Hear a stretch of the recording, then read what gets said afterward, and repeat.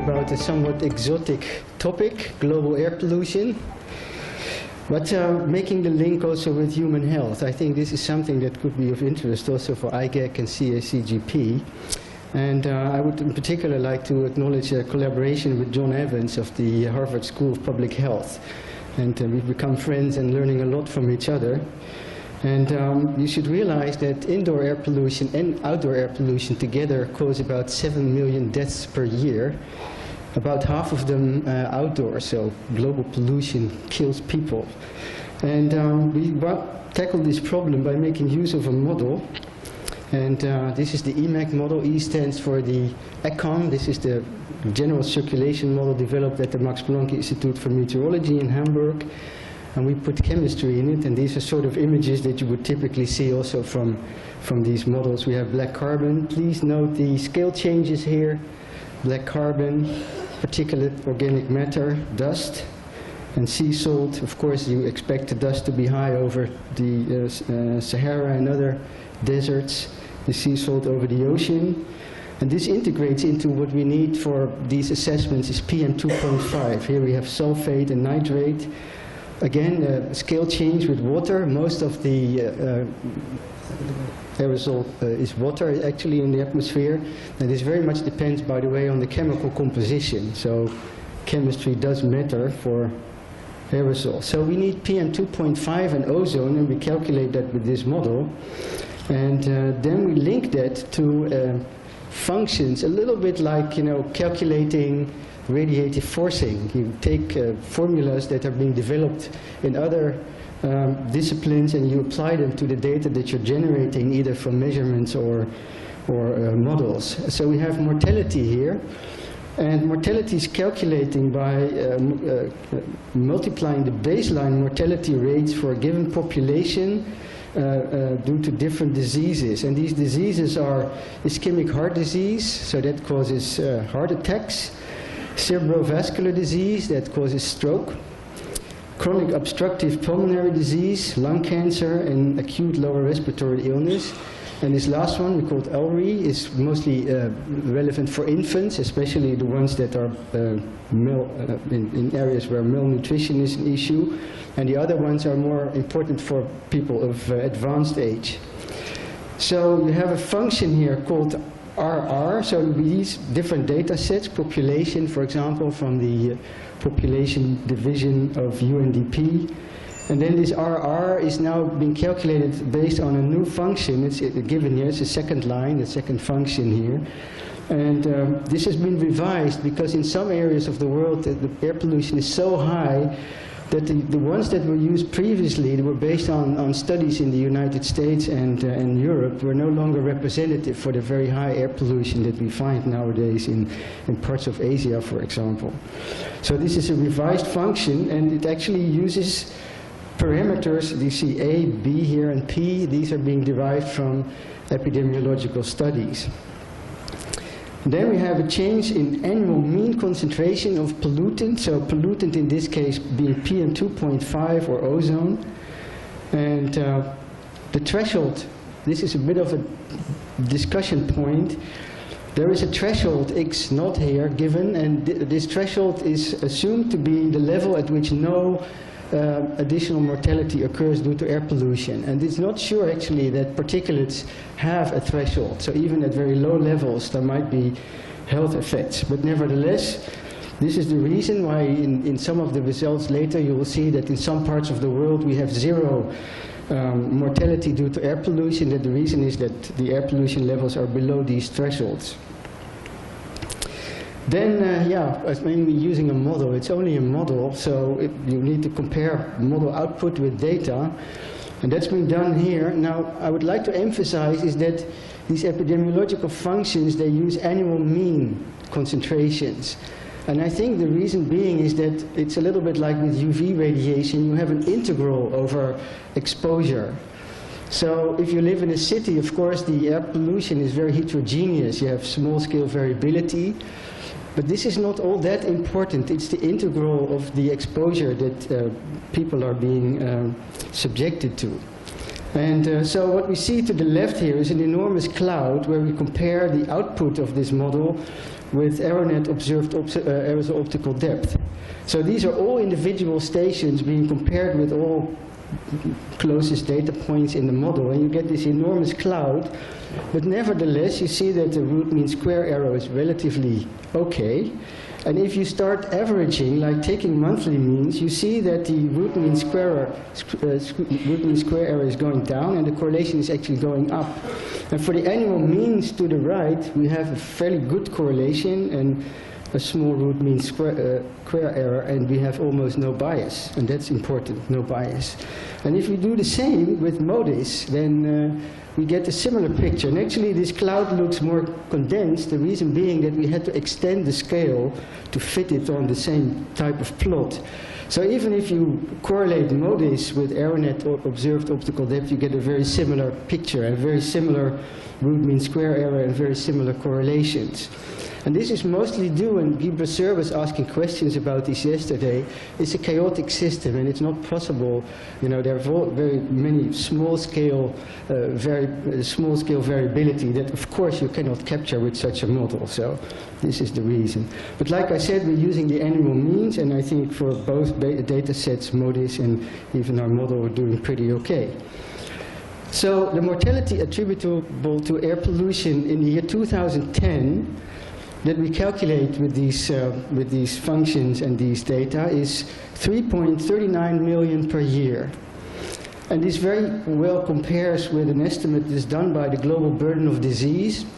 So this is sort of the IPCC for disease assessment. And they use the same functions, these RR, these relative risk functions, but different data sets, mostly based on satellite data and to some extent also on model data. But you can see the numbers are quite consistent. For ozone, we have about 140,000 people per year, and the global burden of disease comes with 160,000, so that's also pretty close. And in total, we have about 3.5 million people per year that lose their life because of air pollution. And this is the statistical range given, between 3 and 4 million per year. This is a little bit deceptive because there are uncertainties that cannot be captured by the statistical uncertainty alone, but I'm going to discuss this in a little bit more detail later. So we have 1.44 million because of cerebrovascular disease, stroke, heart attacks, 1 million per year, COPD, 0.6 million per year, lung cancer, 200,000, and acute lower respiratory illness for infants, 280,000 per year. Then, if you take the global population in 2010, this was 6.8 billion, then we have a per capita mortality of about 5 people per 10,000 per year. So 5 people per 10,000 on this earth per year die because of air pollution. You see here listed again, stroke 2 per 10,000, ischemic heart disease comes second, COPD. You might have expected lung diseases to be more important, but actually strokes is the number one. And this is the sort of image that you get when you compare, or when you also fold in the population data, so that explains the high resolution that you see here. But you can very clearly see the cities. I mean, let's go to the United States. In the west here, Mark, I think this is Atlanta. So you can clearly see the cities. Of course, urban air pollution is an important, I'm going to discuss this in more detail later as well. In Europe, of course, the Central Europe, also Western Europe, my home country, the Netherlands, is pretty polluted. Also, unfortunately, the area where I'm living now. So, yeah. But of course, which is not going to be a surprise to you, we find the highest mortality related to air pollution in the Indo-Gangetic Plain, where air pollution can be very high, and also in eastern China, southeastern China. The world champion here is the Pearl River area here. And also, you see the big cities in Japan and in Korea, for example. So they stick out. If you put this on a global perspective, you would get this image. This is, again, for 2010. This is now in units of individuals per square of 100 times 100 kilometers, which is about the grid square of our model. And now you can see in perspective that most of the mortality related to air pollution is taking place in South Asia and in East Asia, also Java, Indonesia, but also some areas in Africa. This is related to dust and biomass burning, but I'm going to allude on that later. If you do a business as usual scenario, now this is not a prediction, this is a business as usual scenario, then you would see this is the growth. So this is in addition to this one. This is in addition between 2010 and 2050 based on a business as usual scenario. So we have growth here, in particular in India. So if business as usual is not being averted and emissions are being controlled, then India is in really bad shape in future. Actually, you can see already in India, in some of the cities, that the air pollution level is very high, and that, of course, associated mortality is very high. If you look into the future, for the year 2010, 2025, these are the populations. So we had 6.8 in 2010, nearly 8 in 2025, and a little bit more than 9 billion people on this globe being predicted by people that know about demography. And here are the different diseases. We see particularly strong increases in, again, stroke, so a very large number. And here are the integrals, so 3.5 million in 2010, almost 5.1 million per year in the year 2025, and more than 7 million per year in the year 2050. So there's a really great urgency to reduce air pollution, to avoid these numbers to become reality. If you look at the top 20 countries, again in 2010, then the number one is China, with 1.5 million per year. The number two is India, with more than 700,000 per year. Pakistan, Nigeria in Africa, Bangladesh. You see a lot of countries in Asia, actually, Indonesia, Vietnam, and also some European countries, but they come a little bit lower, but Russia is high on the list, Ukraine, USA, of course. These are also the big countries. Of course, this is to some degree also related to population. And also in the Middle East, we find countries like Iran, and later on I'll show some numbers also for Egypt, Myanmar, Congo, mostly because of biomass burning, in Japan. Now, since we are using a model, we can do sensitivity tests and look at the causes of this mortality. So what are the categories that cause mortality related to air pollution? And now I must say that in this PM2.5, there is an implicit assumption that the chemistry does not matter, because the mortality is related to PM2.5, not to the composition of the particles. So this is what's been done here, and I'm going to show a sensitivity study later on where we change this assumption. But here you see that, that actually you see sort of a patchwork, that in different parts of the world we have mortality related to different sectors. So we have industry, traffic. This is a very important sector. This is residential and commercial energy use. These are what we would call small combustion sources. So this is biofuel use, for cooking and heating, small sources, also diesel generator, that sort of stuff. Then we have here biomass burning. This is forest and savanna fires and agricultural waste burning. Power generation. Agriculture is important. It's ammonia emissions, and these natural is mostly desert dust. Now, no surprise, desert dust we find in the Dust Belt. We have biomass burning in Africa and in South America. And in the United States, we find traffic being important, power generation. But quite remarkably, in the eastern United States and also in much of Europe, we see agriculture as the #1 source of mortality related, in this case, to PM2.5. And this, of course, is we've been in discussion also with the reviewers that found this a rather difficult thing to believe. I can go into more detail, but I don't think I have the time, so please ask questions later on. And we see in Asia, where most of the mortality occurs, that residential energy use is the #1. Yeah, this is probably the sort of table where you would say your students, don't put such tables into your presentation. But of course I'm not a student. But to alleviate this problem a little bit, we can cover it up. So this is the world. This is now in percentage in these different, so this is natural. The world number is 3.5 million per year, 20% due to natural, 6% due to industry, 4% due to road traffic, very low, lower than you probably would have expected.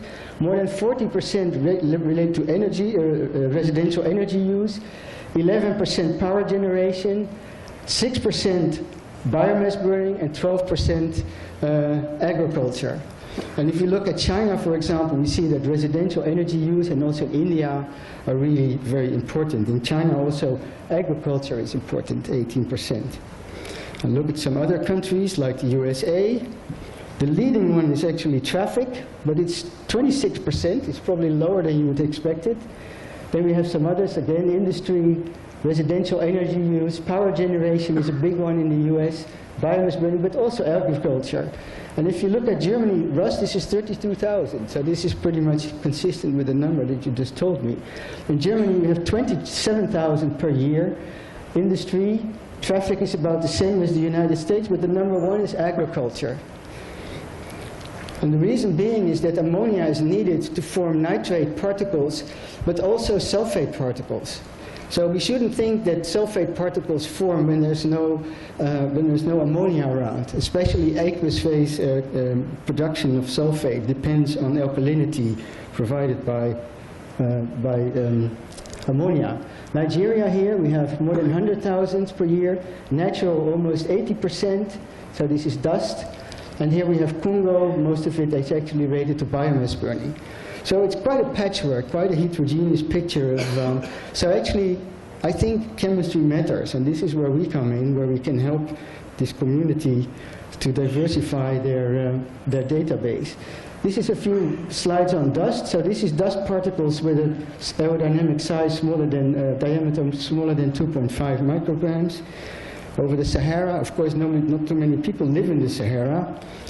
So, but if you put this into a list again in the top 10 annual pre-mortality countries, we find Egypt, almost 100,000 per year, Nigeria, China also large, Pakistan, India, of course some countries in the Middle East. If you put this on a per capita level, you see Niger, so countries in Northern Africa actually on top. And this is no surprise living in the vicinity of the Sahara Desert. Now, I mentioned before the implicit assumption for PM2.5 is that all particles are equally toxic, so we get this picture. But actually, if you ask experts in the field, they would say that probably carbonaceous aerosols, carbonaceous particles are more toxic than other ones. And so, in working with these people, this is where John Evans has been critical. I think that the consensus thinking in the community is that carbonaceous particles are probably a few times more toxic than inorganic and crustal components.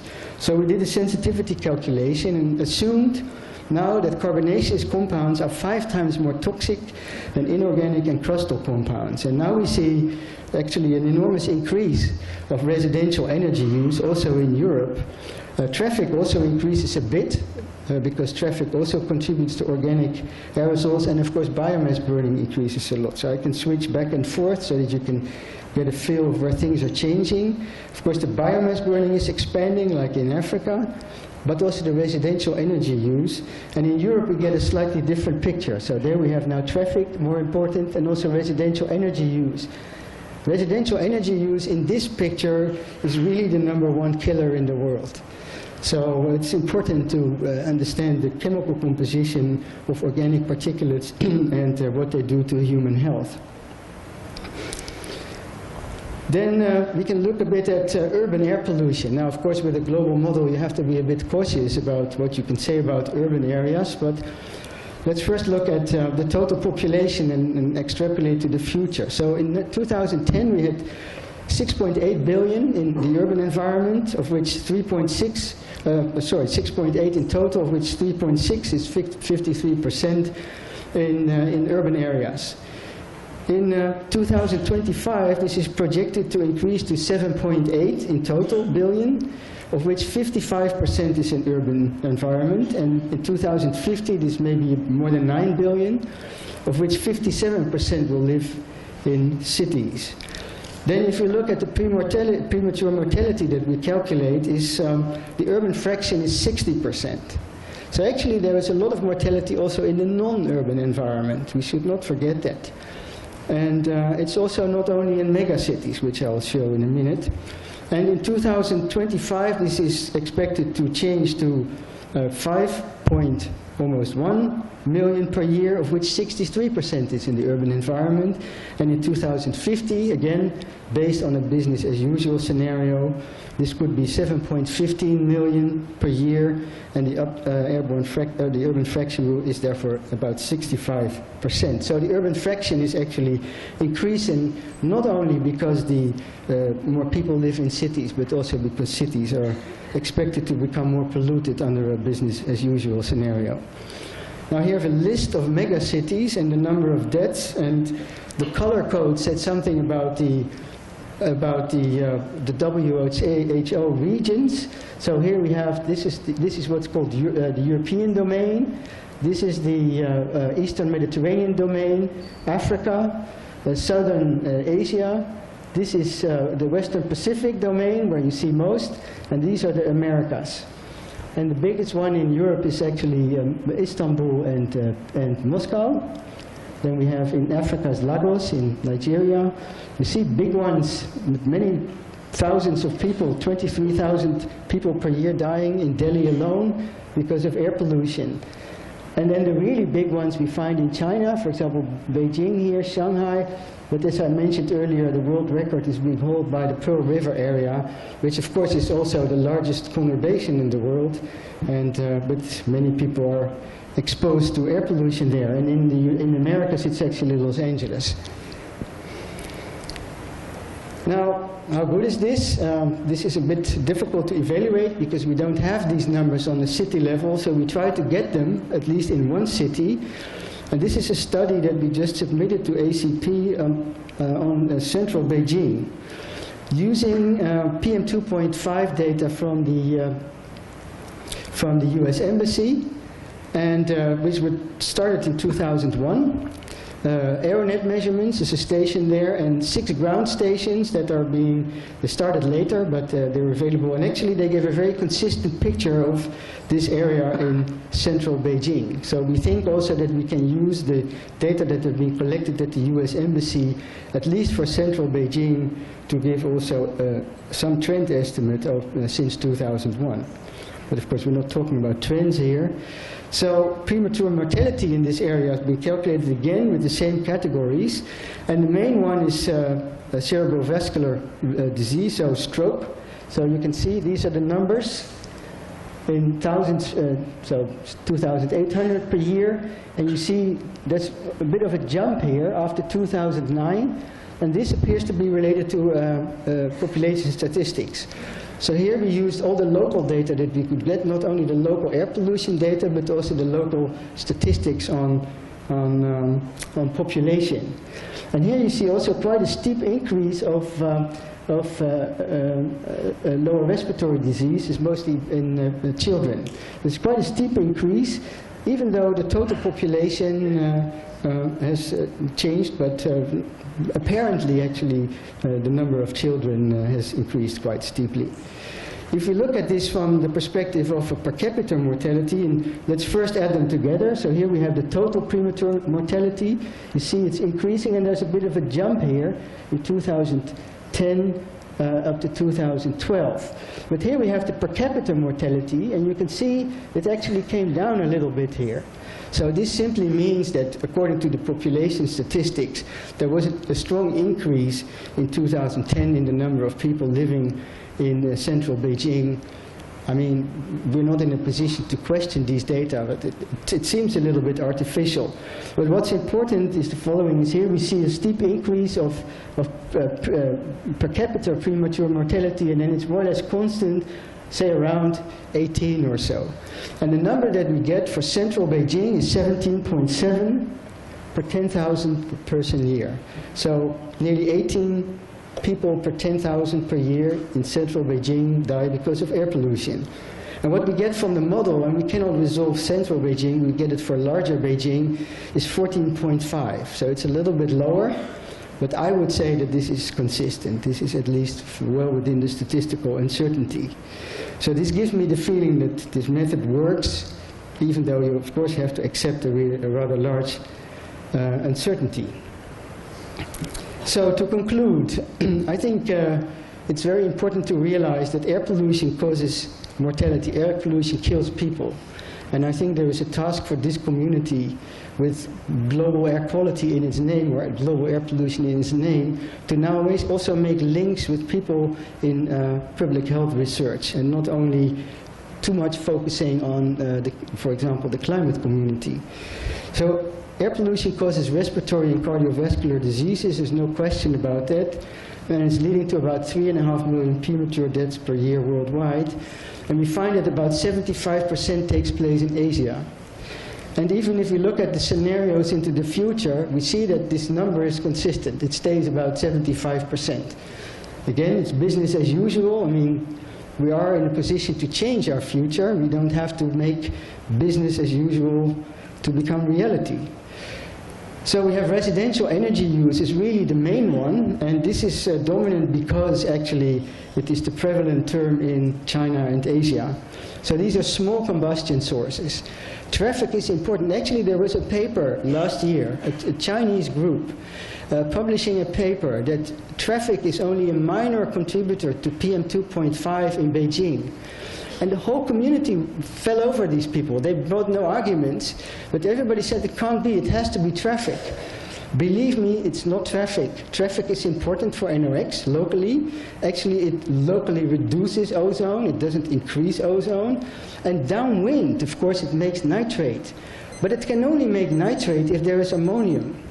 So we have to also look at other sources. I think traffic, especially the organic fraction from traffic, is certainly important. But some of the other sources are much more important. And I think if you really want to combat air pollution, we'll have to look at these small combustion sources. Even in a city like Paris, it's about 30% of the premature mortality in Paris is due to small combustion sources. So, yeah, you're nodding. I think this is being confirmed by some of the recent data that have been collected there. Agriculture is really important because it creates particles, because the particle formation is dependent on ammonia being around. Then we have, of course, natural sources. Now you can ask the question, how toxic are these? But actually the natural particles, they combine, especially the small ones, which have a relatively large surface-to-volume ratio, they combine with air pollution. So the body mostly sees the outside of these particles, which can actually be the toxic stuff that is being produced by air pollution. And then, of course, we see from the business-as-usual scenario that we have probably even more than doubling in the coming decades. And I think there is a task for this community to make sure that this is not going to happen. So thank you very much. Thank you. So we have time for some questions for our speaker. Can we have a mic on the aisle? Back here on the aisle. You see him?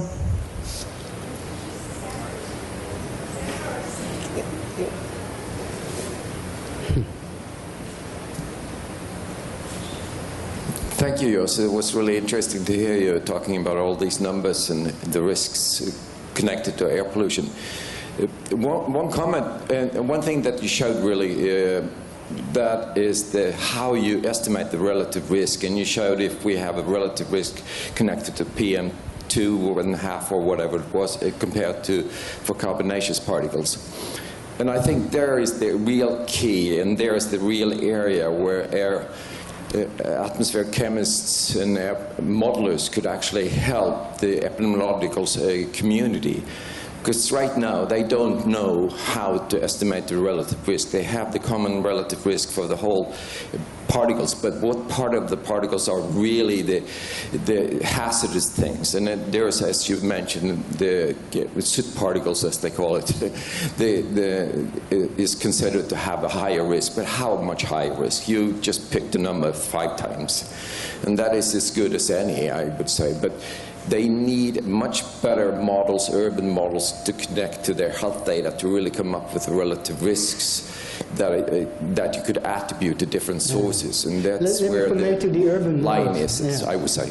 Because I see a lot of studies on urban models, and I think they miss a lot. Because a lot of the air pollution that you find in Paris or London, for example, is not locally produced.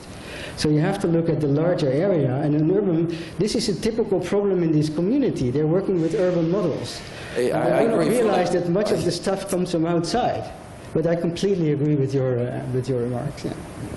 Okay, another question right here. Joost, thanks for the excellent talk. That was really, really interesting.